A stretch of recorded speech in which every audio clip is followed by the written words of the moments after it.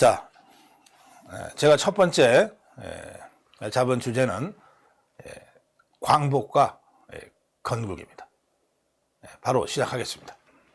대한민국의 광복, 식민지로부터의 해방은 정말 인정하기는 싫지만 우리의 독자적인 힘과 투쟁에 의해서 획득한 것이 아닙니다. 미국, 영국, 또 당시에는 소련이 연합군 편이었습니다. 이 연합군과 독일, 이탈리아, 일본이라는 추축국 간의 제2차 세계대전의 결과 연합국이 승리함으로써 어느 날 갑자기 선물처럼 우리에게 주어진 것이 해방입니다. 따라서 해방 이후의 그 한국의 역사, 더 넓혀서 얘기하면 2차 세계대전 이후의 세계 질서, 이것은 승리한 연합국의 수뇌들의 손에 달려있게 됐습니다. 2차 세계대전 이후의 새로운 세계 질서, 그리고 해방된 한반도의 운명은 미국 루즈벨트, 그리고 루즈벨트가 갑자기 사망함으로써 대통령을 승계하게 된 트루먼, 그리고 영국의 처칠, 그리고 처칠이 회담 도중에 선거에서 짐으로써 새로운 수상이 된 애틀리, 그리고 소련의 스탈린, 이자들의 손에 의해서 결정이 될 수밖에 없었습니다. 그게 국제정치의 현실이에요. 승리한 자들이 새로운 질서를 만든다. 1942년 2월에 얄타에서 회담이 있었습니다. 처칠, 스탈린, 그리고 루즈벨트였어요. 처칠은 이렇게 얘기합니다. 회담을 마치면서 이 회담을 비밀로 해둡시다. 우리들 마음대로 자기들 운명을 재단했다는 것을 나중에 다른 나라 사람들이 알게 되면 불쾌해하지 않겠습니까? 처칠의 말 그대로입니다. 누구의 눈에, 누구의 손에 의해서 우리의 운명이 결정되는지도 모르는 채 대한민국은 38도선으로 분단되는 결정을 받아들일 수밖에 없었습니다. 그런데 이때 루즈벨트는 네 번째 대통령 임기를 하고 있었어요. 그리고 이미 한 번 쓰러졌던 사람입니다. 병약한 몸을 이끌고 과중한 업무를 처리하다 보니까 결국 얄타회담 끝나고 한 2달 후에 죽는데요.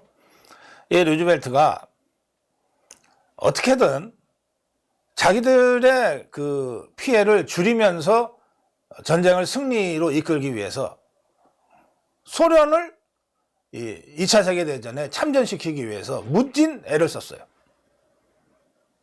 그러니까 루즈벨트는 소련에 대해서 소련이 하고 싶어 하는 것, 원하는 것을 거의 대부분 다 들어주는 이른바 유화 정책을 썼던 겁니다. 처칠도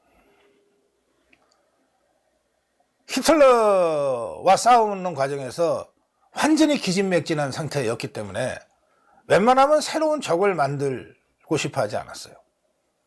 그래서 처칠도 웬만하면 소련의 요구를 들어주는 쪽으로 그렇게 회담을 이끌어 갔어요.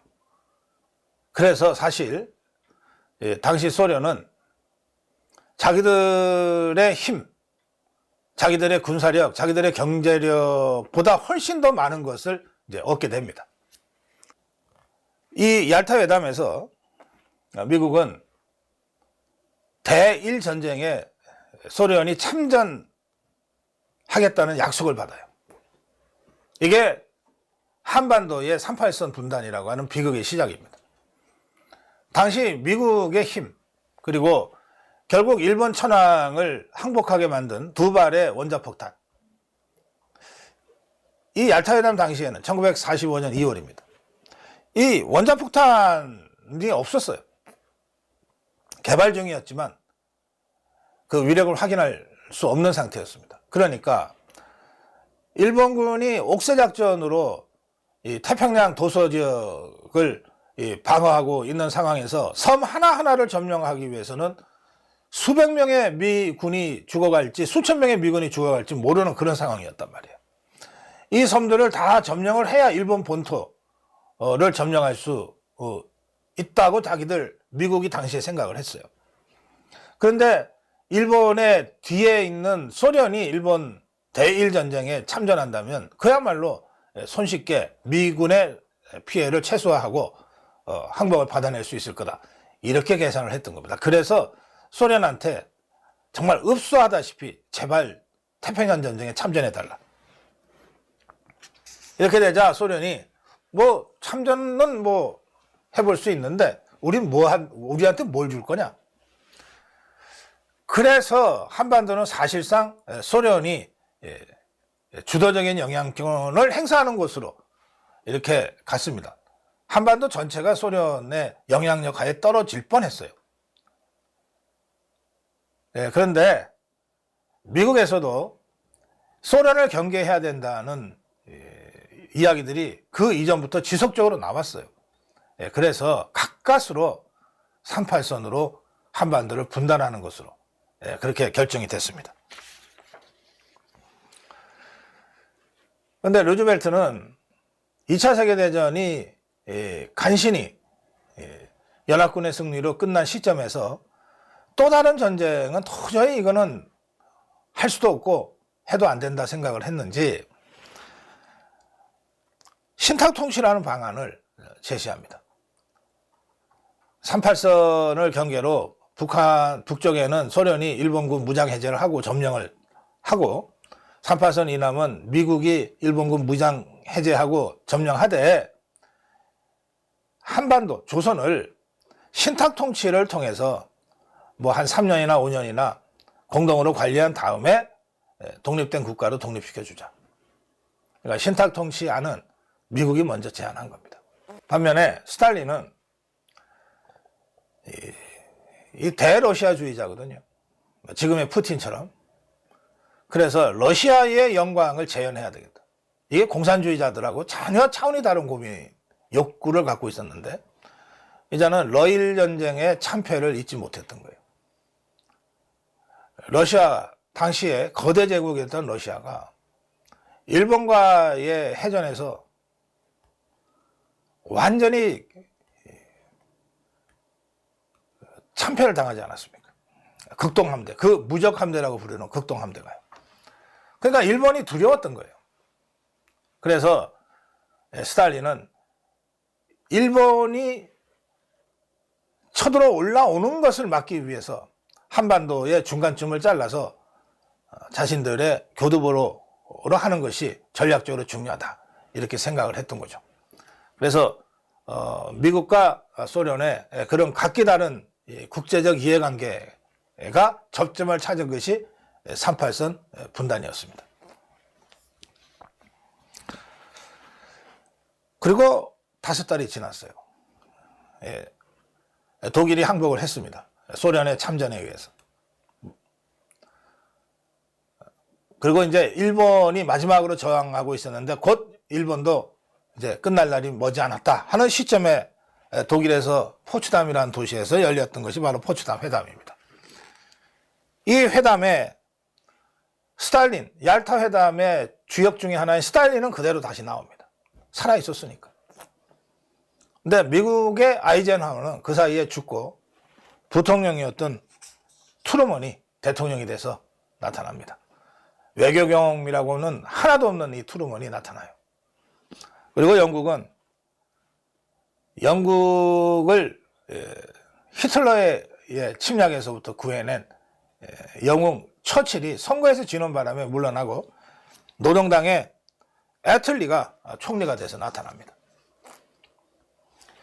처칠이나 루즈벨트 같은 노회한 그리고 분명한 이념적 정체성을 갖고 있었던 사람들도 스탈린을 상대하기가 쉽지 않았는데 외교라고 하는 것은 해본 적도 없는 트루먼이 그리고 성향 자체가 처칠과는 다른 애틀리가 스탈린을 상대로 뭘 전후 질서 얘기를 한다는 것은 뭐 해보나 마나 뻔한 스탈린의 일방적인 주도였을 겁니다. 이걸 통해서 한반도 분단은 완전히 현실화돼 버렸어요. 그렇게 해서 일시적인 일본군 무장 해제를 위한 일시적인 그 경계선이었던 38선이 곧바로 한반도의 분단선으로 돼버렸고, 그리고 이것이 6.25 전쟁을 거치면서 약간의 경계선의 변화는 있지만 지금의 휴전선이 돼서 70여 년 이상 우리 한반도와 한민족을 옥죄이는 족쇄로 지금도 남아있는 겁니다. 상황이 이러했기 때문에 해방 1945년 8.15 해방과 동시에 벌어진 일련의 이 정치 상황은 자유파 이승만 세력에게는 절대적으로 불리한 상황이었습니다. 한반도 전체를 통해서 소련의 영향력과 입김이 훨씬 더 컸어요. 미국은 제1차적인 전략 목표가 일본 방어였지 대한민국 방어가 아니었어요. 이 한반도 정책에 있어서 적극성은 소련이 가장 먼저 보여줬습니다. 소련은 38선 이북을 군사적으로 점령한 직후에 자기들 말 잘 듣게 생긴 김일성이를 꼭두가시로 세워서 조선민주주의 인민공화국이라는 권력을 만들어냅니다. 소련이 스탈린이 38선 이북 북한의 괴뢰 꼭두각시로 김일성을 선택하는 과정에서 스탈린이 당시 그 한반도의 유명한 두 명의 공산주의자 박헌영과 김일성을 놓고 여러 가지 종합적으로 검토를 했다는 이야기들이 있습니다. 박헌영은 인텔리 출신이죠. 공산주의, 막스 레닌주의를 나름대로 공부한 사람이고 1925년에 조선공산당을 창당해서 이끌어온 사람입니다. 반면에 김일성이는 30년대 중반 이후에 슬그머니 나타나서 실제로 게릴라 투쟁이라고 하는 걸 중국 팔로군에 섞여서 좀 하다가 일본군에 쫓겨서 소련 영토로 도망쳐 있었던 사람이에요. 무식하고 막스 레닌주의는 처음부터 공부해 본 적이 없는, 그리고 그 집안 배경으로 보면 기독교 베이스가 아주 강한 그런 젊은 사람이었어요. 스탈린은 별로 생각도 하지 않고 김일성이를 38선 이북의 북한의 꼭두각시로 선택을 합니다. 별로 고민도 안 했던 것 같아요. 자기 말 잘 듣고 다소 좀 무식한 자가 꼭두각시에 맞고 대리 통치하기에 좋다 이렇게 생각했다고 기록에 나와 있습니다. 그래서 북한은 김일성이를 세워서 공산당 정권을 아주 발빠르게 세웁니다. 그리고 조만식 등 김일성 공산 집단에 반대하는 사람들은 가차없이 숙청해버립니다. 당시에 38선은 소련과 미국의 경계선이었어요. 대한민국 국민이라면 또는 북한 주민이라면 그렇게 어렵지 않게 왔다 갔다가 가능했던 그런 임시적인 군사 경계선이었습니다. 그러니까 북한에 가장 먼저 권력 기반을 구축한 김일성이가 남한의 여러 정치 상황에 대해서 다양한 형태로 영향력을 행사하거나 지원을 하거나 하는 것이 얼마든지 가능했던 상황입니다. 이런 상태에서 이제 남한 내의 권력 투쟁이 시작됩니다. 당시에는 북한의 김일성이도 또 남한의 이승만을 비롯한 당시의 여러 정치인들도 분단이라고 하는 것은 생각도 하지 못했어요. 당연히 남북한 전체가 한꺼번에 뭐 자유민주주의 체제가 되든 공산주의 체제가 되든 함께 하는 거다. 그냥 임시적으로 군사적 경계만 지금 있는 거다. 이렇게 생각을 했어요. 그러니까 우리가 해방 이후에 한국 현대 정치사를 생각할 때는 남한만 생각해서는 안 되고 북한이 가장 일찍 김일성이를 내세워서 공산당 체제를 구축했다고 하는 점을 상수로 놓고 생각을 해야 됩니다. 그러니까 해방 이후에 한국 정치 구조를 보면 절반은 공산주의가 먼저 자리를 잡은 것을 전제로 해놓고 설명을 해야 된다는 거예요. 절반은 이미 공산당입니다. 그럼 나머지 절반에서 가장 셌던 세력은 누구냐? 가장 오래전부터 공산당 조직을 해서 거의 20년 가까이 공산당 조직을 유지해 오고 그리고 김일성이와 경쟁을 할 정도로 국제적으로도 명성이 있었던 박헌영이가 대한민국의 정치 세력 중에서는 가장 컸습니다. 가장 조직도 잘 돼 있어요. 이 남로당이 대한민국의 정치 상황, 정치 구조에서는 절반 이상의 비중을 차지했습니다. 그러면 결국 김일성 세력과 박헌영 세력을 합치면 4분의 3이 공산당 세력이었다는 겁니다. 4분의 3. 그 나머지 4분의 1을 가지고 여러 세력들이 이제 할거하게 되는데 이 나머지 4분의 1에서도 주요했던 이 조직은 전국 조직은 여운형이가 먼저 치고 나왔습니다. 여운형의 건국준비위원회. 그리고 상해 임시정부를 배경으로 해서 들어온 김규식 이런 세력들이 있습니다. 이게 우파는 우파인데 중도 우파 정도 되는 세력이에요. 그리고 그 마지막에 있는 세력이 바로 이승만 세력이었어요. 그러니까 남북한을 통틀어서 보면 이승만 세력은 아무리 좋게 평가를 해도 10분의 1 정도밖에는 세력이 없었어요. 나머지 10분의 한 7 정도는 공산당 세력, 그리고 나머지 10분의 2 정도는 여운형, 김규식 같은 중도를 표방하지만 약간 좀 좌파 쪽에 있는 이런 세력들이었는 거예요.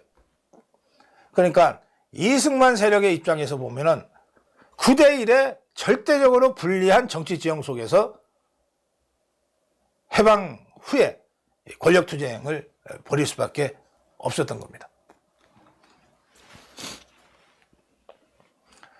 그런데 이런 정치 지형 속에서 박헌영 세력의 자충수가 제일 먼저 나옵니다. 그게 정판사 위조 집회 사건이에요. 정판사는 출판사인데요. 신문도 내고 했던 곳인데 이게 조선공산당, 남조선노동당, 남노당이 이 정판사라는 건물에 들어가 있었어요. 그런데 여기서 1946년 5월에 위조 집회를 찍어내다가 적발이 된 겁니다. 미군정청에 의해서. 당시에 뭐 경제라고 하는 것은 거의 뭐 제대로 작동되지 않았던 시대인데요. 그때 위조 집회를 대량으로 찍어냈다고 하는 것은 미군정의 입장에서는 엄청난 체제 전복 움직임으로 볼 수밖에 없었고, 더구나 그것이 남한에서 가장 큰 세력인 남로당에 의해서 자행됐다고 하는 것 때문에 미군정이 충격을 받고, 그때부터 남로당을 불법으로 규정하고 박헌영, 이주화 등을 체포령을 내립니다. 이 체포령을 피해서 박헌영이가 북한으로 도망가는 겁니다. 그리고 김삼룡, 이주화 등도 도망가거나 잡힙니다. 이 정판사 위조 집회 사건은 남로당이 그때까지는 합법적으로 용인받고 있었어요. 미군정에 의해서.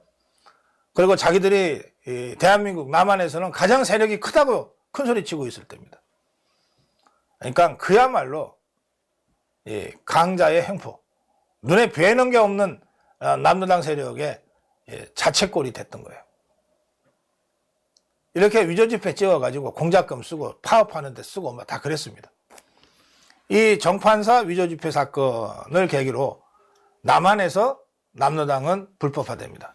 그리고 박헌영은 체포를 피해서 북으로 도망가서 김일성이가 장악하고 있던 북에 도망갔으니까 어쩔 수 없이 김일성이 똘마니가 되는 겁니다. 이게 1946년 5월에 있었고요. 1946년 6월 3일 마침내 이승만의 정읍 선언이라고 하는 것이 나옵니다. 남로당의 불법화와 있었던 그 직후에 이승만의 정읍선언이 나옵니다. 근데 이때는 정치적으로는 미소공동위원회가 계속 활동하던 때입니다. 신탁통치를 하자 라고 하는 미국의 제안, 소련도 오케이 해서 이 신탁통치를 어떻게 할 거냐를 미국과 소련의 공동위원회가 구성이 돼서 논의하고 있을 그때예요. 그러다가 마침내 이것이 결렬됩니다. 소련은 미소공동위원회에 참여할 한국의 정당은 신탁통치를 찬성하는 정당만 돼야 된다, 이렇게 주장을 했던 것입니다. 그러니까 이승만은 원천적으로 배제되는 거죠. 반면에 미국은 아니 반대했다 하더라도 한국에서 합법적으로 활동하는 정당을 배제한다는 게 말이 되냐, 다 함께 넣고 하자, 이렇게 해서 미소공의가 결국 결렬이 됐어요. 그 결렬된 시점에 이승만의 정읍 발언이 나옵니다. 이승만은 당시에 뭐 그럴듯한 정당도 갖고 있지 못했고 무슨 세력 기반이 있었던 것도 아니고 오로지 일제시대 내내 독립운동을 해왔던 그 명성, 이승만이라는 이름, 이것만 달랑 갖고 있을 때입니다. 그래서 이승만은 이 자신의 명성을 가지고 전국을 유세하듯이 다니면서 강연을 하고 있었어요. 근데 1946년 6월 3일 정읍에서 그 강연을 하는 도중에 정읍 발언이 나옵니다. 정읍 발언의 핵심은 뭐냐? 북한은 이미 조선민주주의 인민공화국이라는 공산당 정권이 들어섰다. 언제까지나 우리가 한반도 단일정부라고 하는 실현 가능성이 별로 없는 주장에 매달려 있을 거냐? 이제 그럴 때는 지났다. 이제는 유행 감시 하에 북한이 거부하면 남한만이라도 자유민주주의 체제로 독립국가를 세우자, 이렇게 선언한 겁니다. 이게 남한 단독정부 수립을 주장한 최초의 발언입니다. 저는 이 대목에서 이승만 대통령의 그 정치 지도자로서의 통찰력, 결단력, 추진력, 이 모든 것이 응축된 역사의 어떤 빅뱅과 같은 순간을 느낍니다. 아까 잠깐 말씀드렸지만 이 시기에는 어느 누구도 한반도 전체가 하나라는 인식에서부터 벗어나지 못했어요. 당연히 지금은 뭐 소련이 북한의 38선 이북에, 미군이 38선 이남에 있지만 곧 물러갈 사람들이고, 한국은 당연히 하나가 돼서 하나의 정권을, 하나의 국가를 만들어야지 라고 했던 생각을 누구나 다 하고 있을 때 이승만은 그거 아니다. 이제 북한은 우리와 완전히 다른 체제가 됐다. 연연해 하지 말자. 남한만이라도 제대로 된 자유민주주의 국가로 건국해야 한다, 이렇게 주장한 거예요. 뛰어난 통찰력일 뿐만 아니라 이런 주장을 할 경우에 자기를 빼놓고는 거의 모든 정치 세력이 맹렬하게 자기를 비난할 것이 너무나 분명하게 예측된 상황에서도 결단한 겁니다. 그리고 이걸 그야말로 두둑한 배짱으로 밀고 나간 겁니다. 역사적 통찰력. 정치적 결단, 그리고 강력한 추진력. 이것이 1946년 6월 3일 정업 발언이고, 이 정업 발언대로 1년 후에 대한민국은 유엔 감시와 단독 정부 수립이라고 하는 것으로 통일이 돼요. 이 이승만 대통령의 정업 발언, 이승만의 정업 발언은 이렇습니다.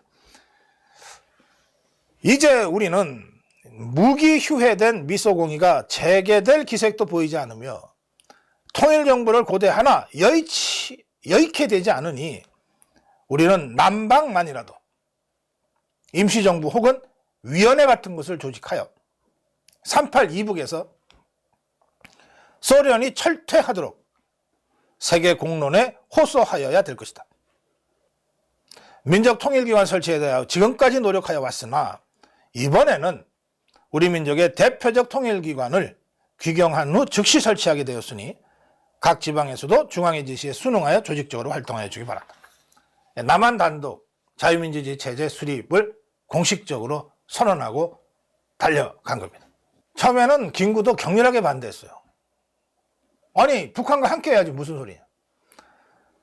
그런데 1년 반이 지난 1947년 12월에 김구는 마침내 더 이상 북한이 함께하기 어려운 존재라는 것을 현실적으로 확인하면서 이승만 대통령의 정업 발언을 동의하게 됩니다. 김구는 이렇게 얘기합니다. 소련의 방해가 제거되기까지 북조선인민위원회의 의석을 남겨두고 선거를 하는 조건이라면, 그렇다면 이승만 박사의 단독 정부론과 내 의견은 같은 것이다. 그러니까 유엔 감시하에 가능한 지역까지만 선거를 거쳐서 정부 수립하자는 이승만 대통령의 이 남한 단독 정부론에 대해서 김구가 조건을 하나 달긴 달았는데 별로 의미 없는 조건이에요. 뭐냐면 북조선인민위원회 의석을 남겨두고 선거를 한다면 이승만의 주장과 내 주장이 다를 게 없다. 결국은 김구도 이승만의 단독 정부론에 이제 동의하게 되는 겁니다. 그런데 그것은 1년 반이나 지난 후의 일이고요. 이승만이 정업 발언을 하면서 남은 단독 정부 수립을 강력하게 주장했을 바로 그때는 완전히 사면 초과였어요. 김구까지 포함해서 거의 모든 정치 세력이 이승만을 분열주의자, 분단주의자로 몰아서 격렬하게 공격을 했습니다. 그런데 현실적으로 미소공의가 결렬되고 남북한이 따로 갈 수밖에 없는 상황이 점점 확실시되면서 남로당이 이대로 가서는 자신들이 생각하는 한반도 전체의 적화, 공산화가 안 될 수도 있다는 우려를 하게 됐고, 그러면서 좌익 모험주의 같은 반란을 일으키기 시작합니다. 조선공산당, 남조선노동당이죠. 남노당 박헌영은 정판사 위조집회 사건으로 미군정에 의해서 불법화된 직후부터 미군정에 저항하는 무장투쟁을 계획하는데, 무장투쟁의 전 단계로 총파업을 먼저 감행합니다. 9월 총파업을 해요. 그리고 이 9월 총파업이 결국은 대구에서의 10일 폭동으로 이제 확대되는 겁니다. 만여 명의 군중들이 대구 경찰서를 포위하고, 그리고 무장해제를 해요. 그리고 무기를 듭니다. 이 상황에서 경찰이 군중에게 발표를 해서 17명의 시위대가 죽습니다. 그 후에 이 폭동 사태가 더 커졌고, 미군정은 10월 2일 대구 지역에 계엄령을 선포합니다. 그런데 이때 10월 1일 시작된 대구 폭동은 그 인근 지역으로 계속 확대됩니다. 영천에서도 만여 명의 시위대가, 선산, 지금의 구미죠, 에서도 한 2천여 명의 군중이 모이고, 10.1 폭동 와중에 박상희 10.1 폭동을 주도했던 주모자 박상희가 사살당해 죽습니다. 박상희는 박정희 대통령의 셋째 형입니다. 이 박상희 얘기는 나중에 박정희 대통령 얘기를 할 때 다시 한번 좀 자세하게 하겠습니다. 뭐 경북 예천, 경북 칠고, 고령, 성주, 군위, 의성, 이 경상북도 전역으로 이 10.1 폭동이 확산되어 갑니다. 박헌영은 남로당을 이끌던 박헌영은 당시에 이 사건을 10월 인민항쟁이라고 불렀습니다. 10월 인민항쟁. 남로당이 직접 조직한 혁명이었다는 뜻입니다. 그러면서 박헌영이는 동학 농민운동, 3.1운동, 그리고 10월 인민항쟁, 이 세 개가 조선의 위대한 3대 인민항쟁이다, 이렇게까지 성격 규정을 했어요. 박헌영이가 이렇게 성격 규정한 것을 보면 10월 1일 대구폭동은 남로당이 처음부터 끝까지 기획하고 추진하고 밀어붙였던 폭동이었다, 그렇게 얘기할 수 있습니다. 이 대구폭동 이후에 47년, 그러니까 그 얼마 후입니다. 47년 3월에 대구 4.3 사건의 전조에 해당되는 사건이 터집니다. 그리고 1948년 4월 3일 4.3 사건이 본격적으로 시작이 되고, 이것이 1954년 9월 21일 마지막 발치산이 체포돼서 끝날 때까지 무려 7년간에 걸쳐서 진행됩니다. 이 제주 4.3 사건은 이 4.3 사건을 기획하고 주도했던 좌익 남로당 지도부를 체포하고 그 남로당 지도부에 의해서 동원됐던 좌익 게릴라들을 소탕하는 과정에서 양쪽에 수많은 희생자가 발생하는데, 당시 미군정의 피해는 군인 162명, 경찰 289명, 그리고 서북청년단과 같은 우익단체 640명 등 1091명이 전사 또는 순국합니다. 적은 숫자가 아닙니다. 군인과 경찰과 사실상 의형자치대였던 이 우익단체에 합쳐서 1000명 이상의 사람들이 전사하거나 순국해요.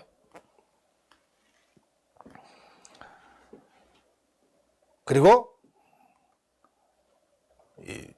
진압대에 의해서 또는 반란대에 의해서 죽은 사람들, 민간인 희생자가 모두 14,442명, 진압군에 의해서 죽은 사람도 있고 무장대에 의해서 희생된 사람도 있습니다. 이 사건은 대구 폭동을 10월 인민항쟁이라고 높게 평가했던 남로당 박헌영이의 지령에 따라서 조직적으로 시작됐던 또 다른 인민항쟁입니다.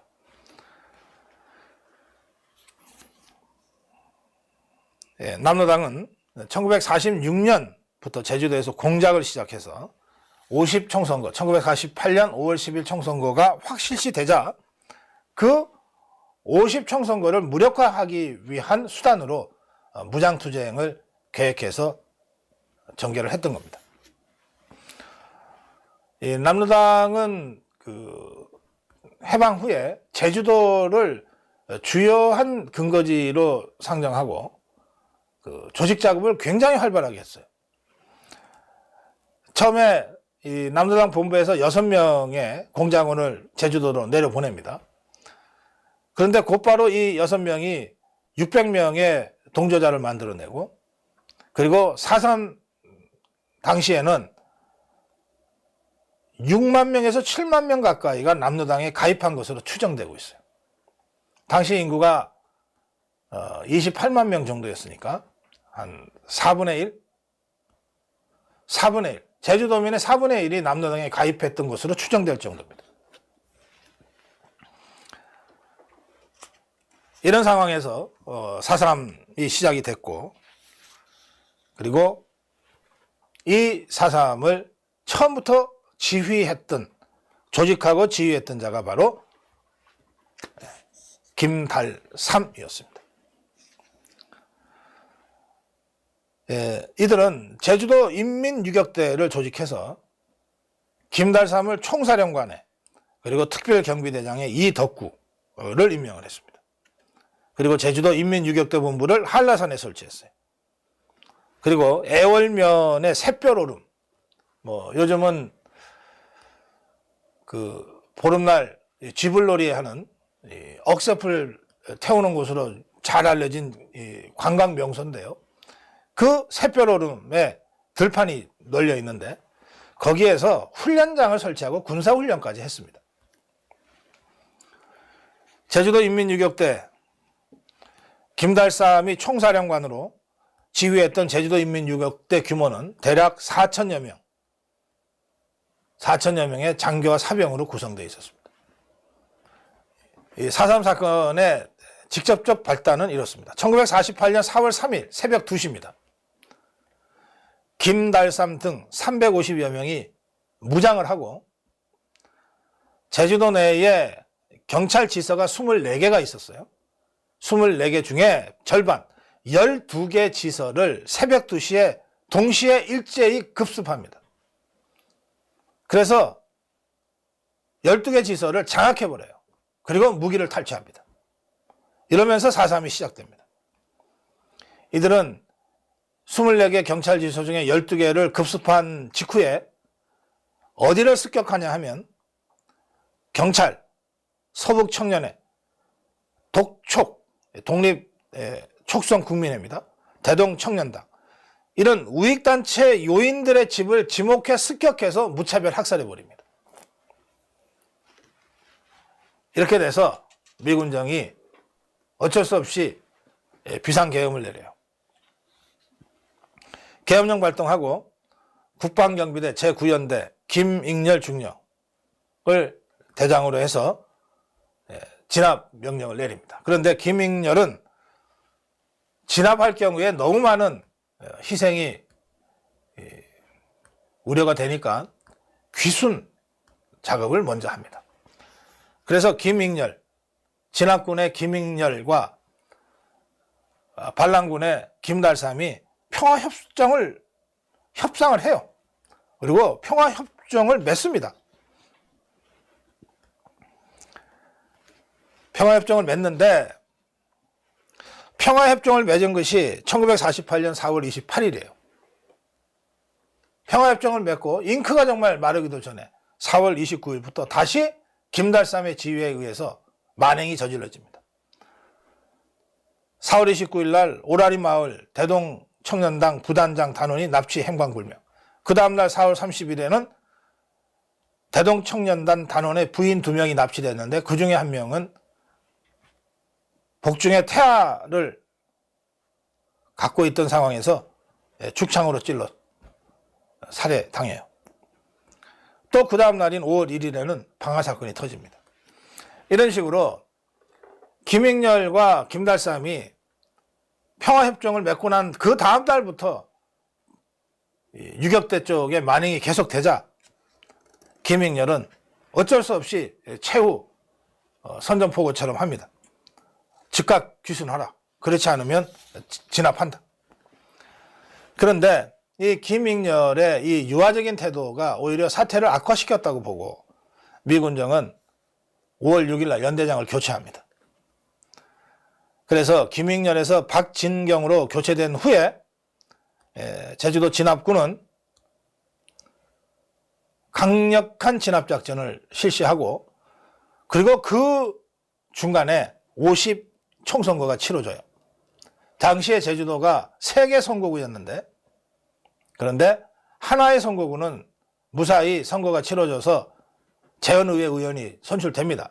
그런데 2개의 선거구는 투표수 미달로 선거 자체가 성립되지 않았어요. 그래서 5월 10일 단독 총선거는 전국적으로 높은 투표율, 97% 이상의 투표 참여율을 기록하면서 재헌회의 구성을 했는데, 제주도 3선거구 중에 2선거구만은 이때 투표자 당선자를 내지 못합니다. 1년 후에 다시 보궐선거를 통해서 이제 2명의 재헌의회 의원을 뽑게 됩니다. 그러니까 남로당은 50단선을 폭력을 통해서라도, 무장봉개를 통해서라도 저지하자고 목표를 세우고 4.3 폭동을 일으켰고, 그 결과 제주도 3개 지역 중에서 2개는 당선자를 내지 못할 정도로 투표를 저지하는 데 성공했어요. 제주도에서는. 그러나 육지 전 지역에서는 이런 남로당의 폭력투쟁을 통한 50단선 저지라고 하는 것은 참담한 실패로 끝나게 됐던 겁니다.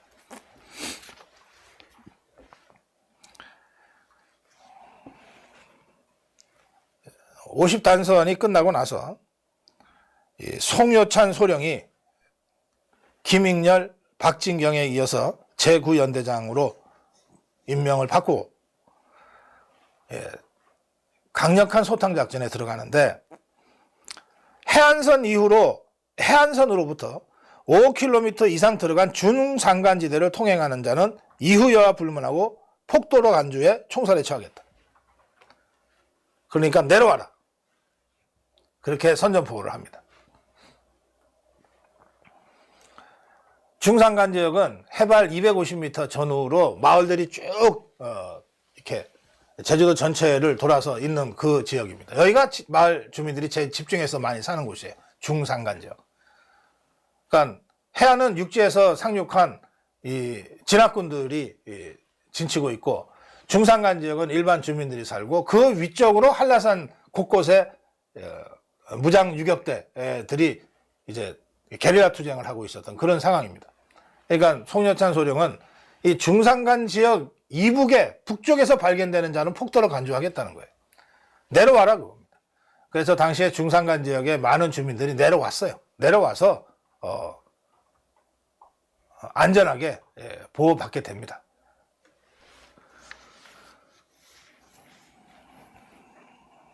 이 송여찬 소령은 이때의 그 일제 진압 작전을 통해서 사살 1335명, 생포 498명의 전과를 올리고, 그리고 4.3 사건이 크게 이제 매듭이 지어집니다.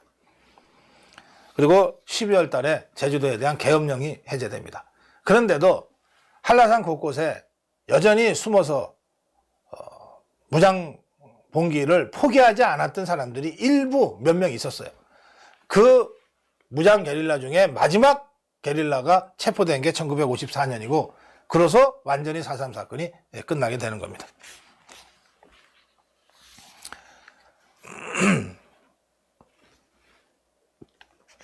이 제주도 4.3 폭동을 일으킨 김달삼, 이덕구, 이 중에 이덕구는 김달삼이 평양의 최고인민회의 대의원으로, 그러니까 우리나라로 치면 국회의원이죠, 뽑히는 바람에 그 회의에 참석하기 위해서 4.3 폭동을 일으켜놓고 지는 북한으로 도망갑니다.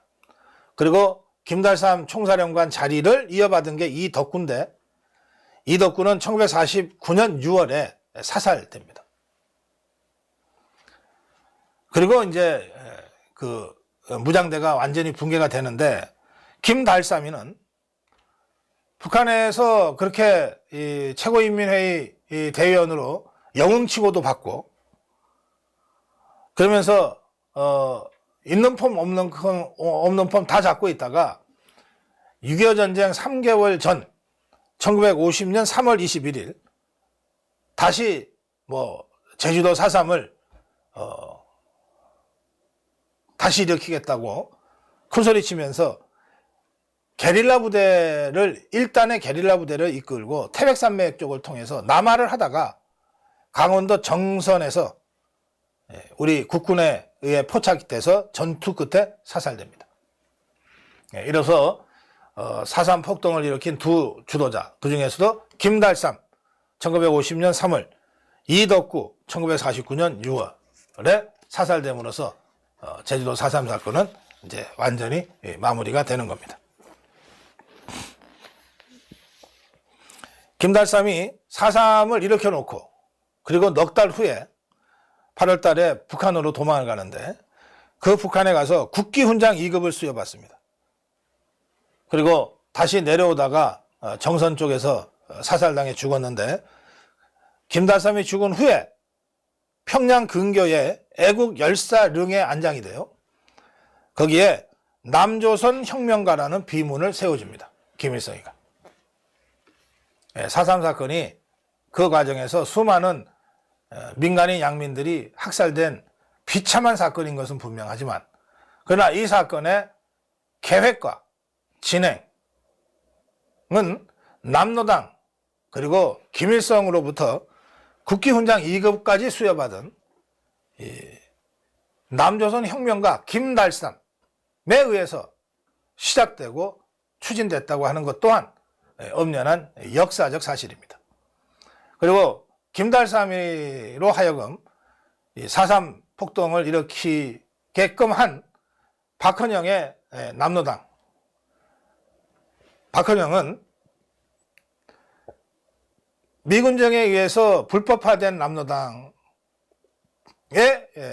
그 존재감을 다시 드러내고 50단선을 대한민국 수립을 위한 첫 번째 단계인 50단선을 무력으로 저지하겠다고 하는 이 좌익 맹동주의 노선을 가지고 김달삼으로 하여금 제주도 4.3 폭동을 일으키게 한 겁니다.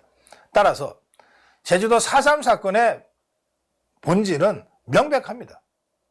김일성 박헌영에 의한 대한민국 건국 저지를 위한 무장폭동이었다.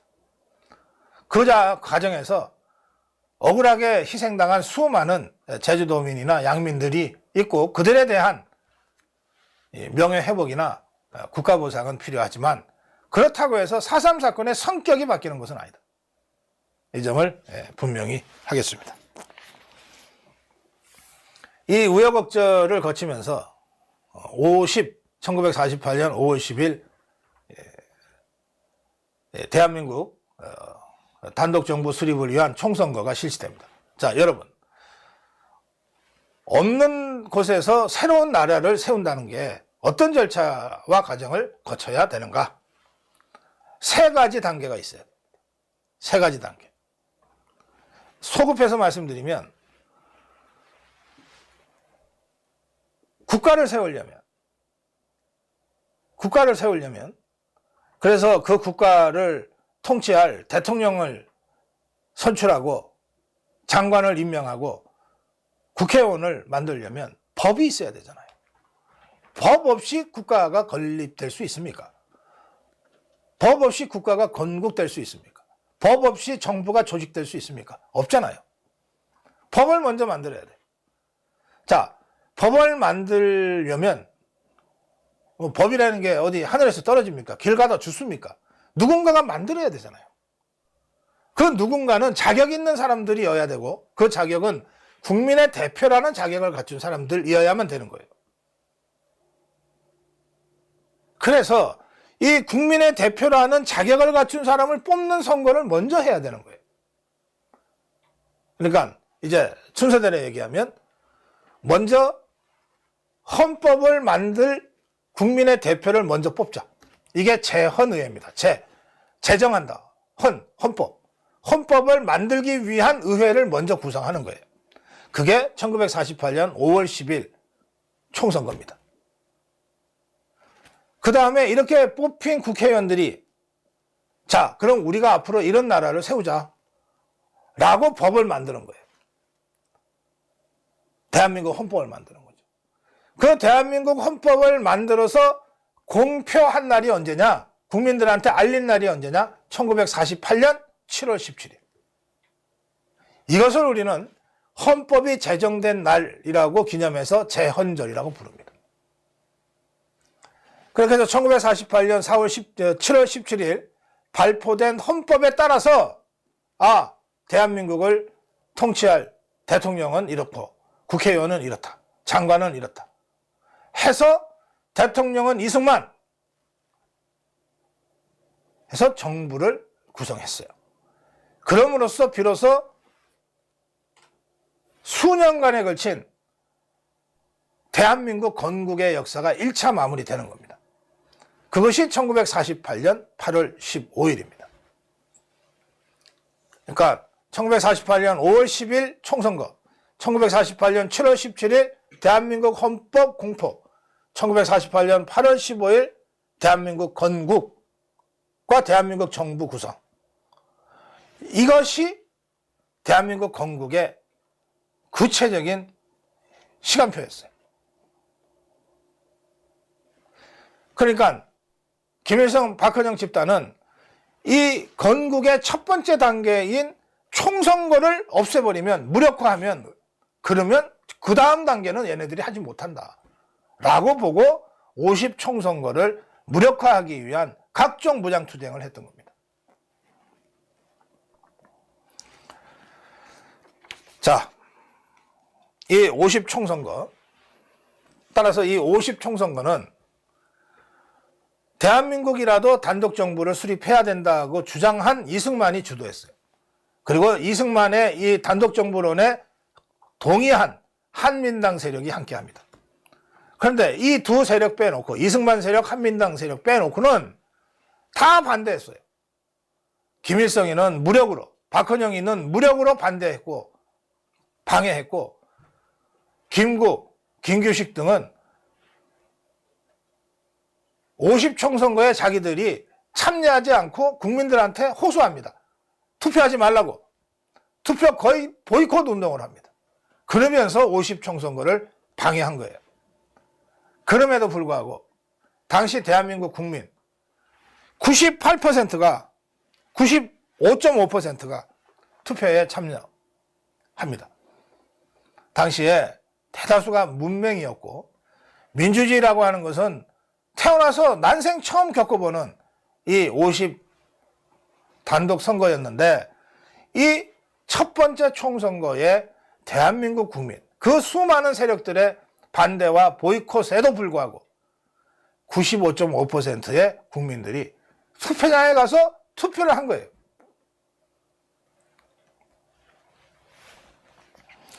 이 당시에 뽑힌 국회의원은 헌법에는 국회의원 임기 4년이라고 써 있었지만 이게 재헌 의회였기 때문에 과도기적으로 2년만 임기를 하고 1950년에 정식으로 4년제 국회의원을 뽑자, 이렇게 했습니다.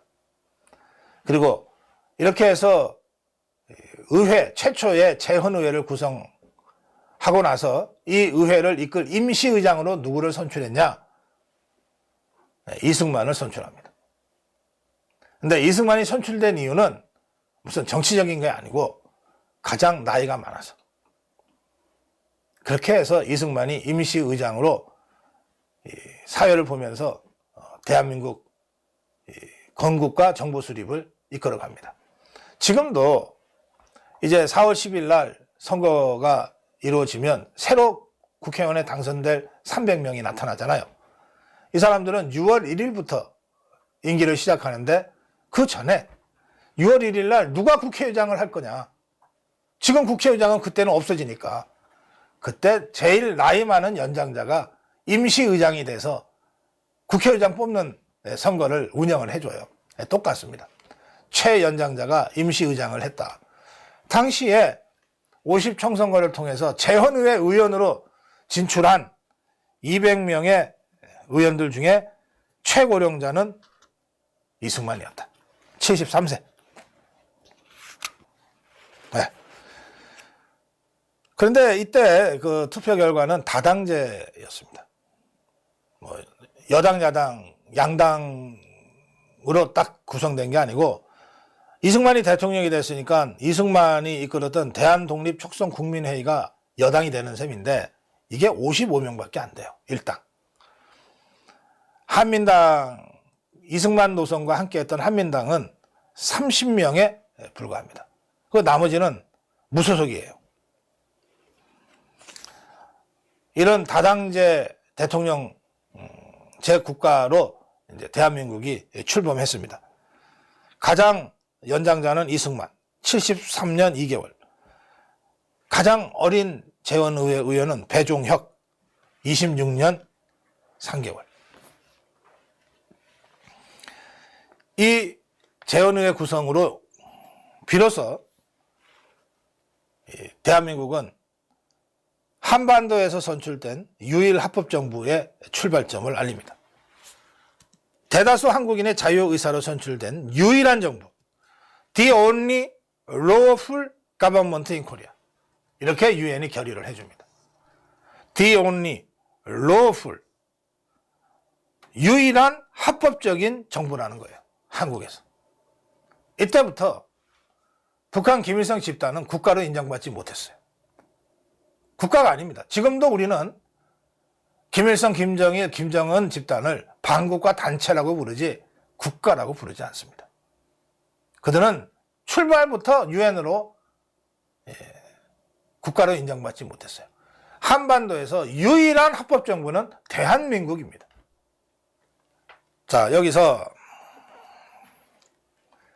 김구와 김규식 등 우리가 우파 진영이라고 알고 있고, 또 그동안 독립운동가로는 이승만보다도 늘 더 위대하고 공이 많다고 평가되었던 김구에 대해서 잠깐 좀 정리를 하고 가야 되겠습니다. 김구는 이승만보다 5살 아래입니다. 사석에서 형 아우 사이로 지냈던 사이이기도 합니다. 그런데 김구는 오랫동안 상해에서 망명 생활하면서 독립운동을 하긴 했지만 국제 정세의 긴박한 흐름을 읽어낼 만한 통찰력은 없었어요. 또 공산주의자라는 것이 어느 정도 사악한 집단인지에 대해서도 인식이 없었습니다. 상해 임시정부는 좌파, 우파가 막 섞여 있었거든요. 그러니까 김구 입장에서는 좌파도 우파와 마찬가지로 독립운동하는 집단인데 뭐 그렇게 서로 적대적일 필요가 있냐, 이렇게 나이브하게 생각했던 것 같아요. 반면에 이승만은 미국에서 공산주의자가 어떤 집단인지를 속속들이 알게 됐습니다. 그의 활발한 외교 활동을 통해서도 공산주의자야말로 가장 위험한 집단, 그리고 절대 양립 불가능한 집단이라고 하는 것을 일찍부터 인식하고 한국에 들어온 거예요. 그러니까 정업선언의 그 통찰력의 핵심은 북한 김일성 집단과는 양립할 수 없다, 이거거든요. 그러나 그것은 이 김구의 나이브한 이 인식 체계 속에서는 받아들이기 어려웠던 거예요.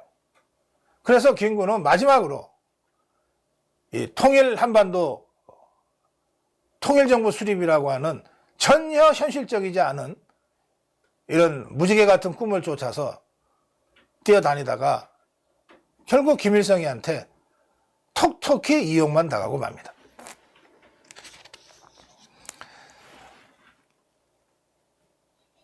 김구와 김규식은 50 총선거가 예정되어 있었던 시점에 야, 이거 50 총선거 하면 안 돼.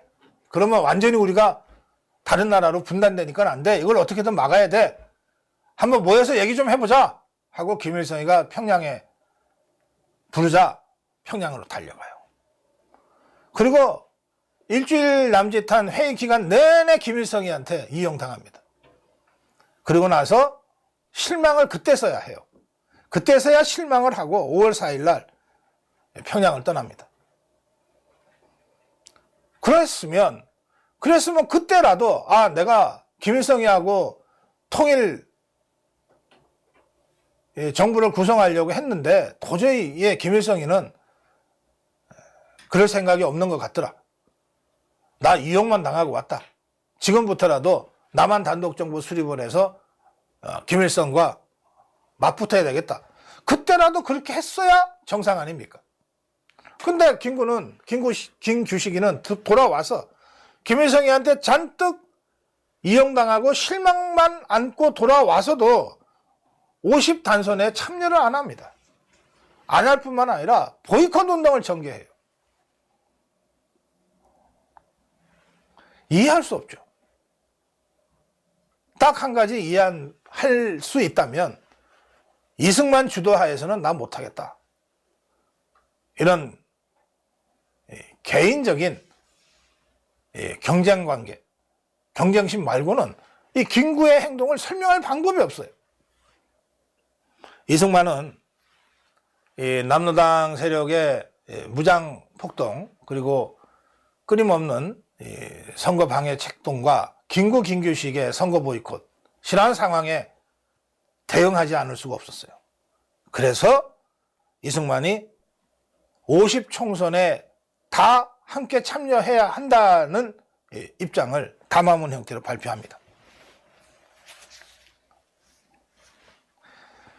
이렇게 되어 있습니다. 핵심을 전하면 선거를 보이콧하고 간섭한다는 것은 공산주의자들이 자유를 구속하고 공산파에게만 투표하도록 유도하는 것이다. 우리는 정식적 법리적으로 또 대규모적으로 이번 50총선거를 실시해야 한다. 남들은 우리를 40년간 정치를 못해본 국민이라 능력 없다는 욕스러운 말을 하지만 이번에 50총선거에 모두 적극적으로 참여해서 금차 선거를 모범적으로 실시해서 우리의 민주주의 역량을 만천하에 보여야 한다. 남한 선거만 원하는 사람이 도대체 누가 있는가? 나도 남한 선거만 원하는 건 아니다. 그러나 현실적으로 북한이 막고 있어서 통일선거를 할 수 없게 됐기 때문에 남한 선거라도 하자는 것이다. 북한이 막고 있으니까 남한 선거도 하지 말자. 이것도 말고 저것도 말고 그냥 내버려 두자. 이렇게 되면 공산화밖에는 남는 것이 없다. 네. 대한민국 건국 과정에서 이승만 대통령은 일관되게 소련을 배경으로 하고 있는 김일성 집단의 한반도 전체 공산화에 어떻게 대처할 것인가 라고 하는 관점에 분명하게 뚜렷하게 서 있습니다. 여기에 비해서 전혀 현실적이지 않은 낭만적인 통일 정부론을 가지고 김일성이한테 이리 이용당하고 저리 이용당하고 휘둘리게만 하다가 잔뜩 실망만 하고 돌아와서도 50단선을 보이콧한 김규식 세력에 대해서는 그야말로 역사의 정방향에 서지 못하고 역사를 거꾸로 돌리려고 했던 그런 사람들이다. 이렇게 평가하지 않을 수 없어요. 비록 김규식이 독립운동사에 혁혁한 발자취를 남겼다 하더라도 해방 이후 대한민국 건국 과정에서 그들이 보여준 우유부단하고 현명하지 못한 결과적으로 김일성 집단에 이용만 당하고 그리고 끝내 대한민국 건국과 정부 수립에 반대만 한 이런 그들의 언행과 행보에 대해서는 비판적으로 정리될 필요가 있다. 이 점을 제가 분명히 밝혀드립니다. 지금까지 대한민국 광복과 대한민국 건국, 이승만 건국 대통령이 얼마나 불리한 상황에서 그야말로 천재적인 통찰력과 결단력 그리고 강력한 추진력으로 대한민국을 건국하고 대한민국 정부를 수립했는지에 대해서 말씀드렸습니다. 여기까지 제 1강 마무리하겠습니다.